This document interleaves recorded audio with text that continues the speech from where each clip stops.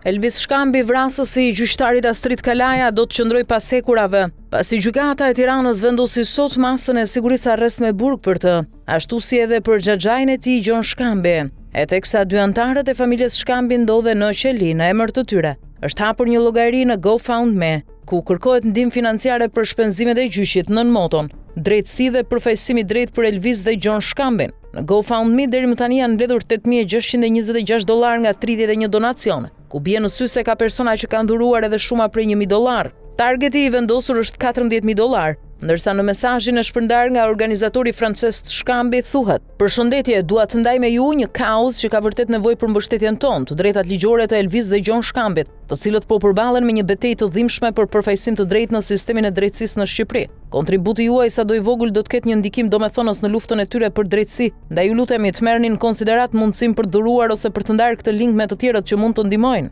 Faleminderit që po e merrni kohën për të mbështetur këtë kauzë të rëndësishme", thuhet në këtë reagim.